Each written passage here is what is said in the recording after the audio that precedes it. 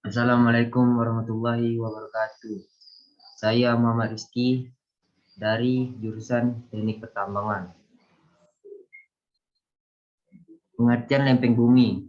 Pengertian lempeng bumi adalah bagian dari litosfer, sebagian lapisan terluar dari permukaan bumi yang mempunyai struktur padat serta keras terdiri atas berbagai batuan dan tanah. Lempeng bumi terpecah menjadi beberapa pecahan serta selalu bergerak ke arah tertentu akibat adanya konveksi fluida dari dalam lapisan mantel bumi. Secara keseluruhan terdapat 7 lempeng bumi sesuai dengan nama benua tempat lempeng tersebut. 1. Lempeng Pasifik, 2. Lempeng Antartika, 3. Lempeng Amerika Utara, 4. Lempeng Amerika Selatan, 5. Lempeng Afrika, 6. Lempeng Eurasia, 7. Lempeng Indo-Australia. Pergerakan lempeng tektonik. Pergerakan lempeng tektonik divergen, gerakan yang menjauh timbul retakan-retakan yang menjadi jalan keluar magma. Gerakan konvergen, gerakan lempeng tektonik yang saling mendekat sehingga menimbulkan tumbukan. Oleh sebab itu, salah satu lempeng tertekuk dan masuk terbawah bagian lempeng lainnya. Gerakan sesar mendatar, gerakan lempeng kulit yang saling bergesek dalam posisi yang sama datar dan sejajar dengan berlawan arah. Pergerakan lempeng bumi atau benua dari awal sejak masih menyatu hingga sekarang terpisah.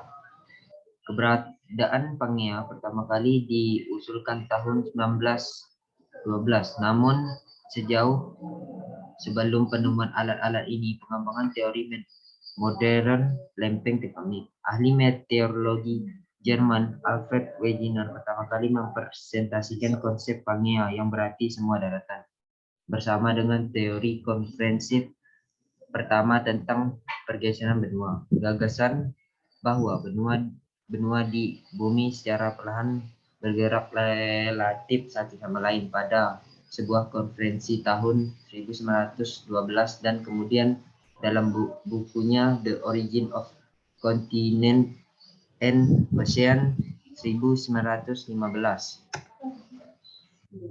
Wegener menunjukkan bahwa garis besar geoformologi batuan dan bentuk lahan dan sabuk iklim Amerika Selatan bagian timur mirip dengan yang ada di pantai barat daya Afrika.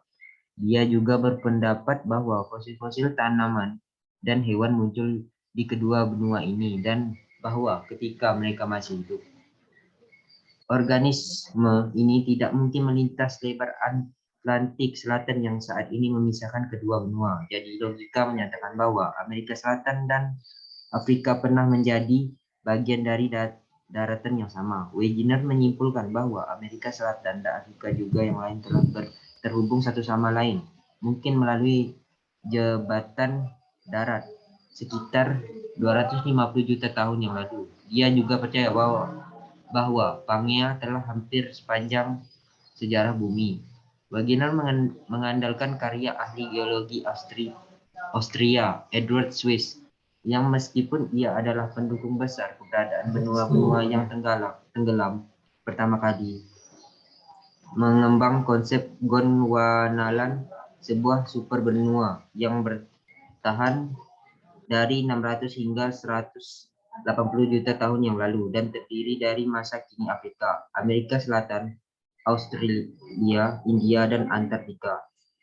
Swiss melihat formasi batuan di India yang membanding dengan baik dalam hal usia, komposisi dengan formasi serupa di berbagai benua belahan selatan.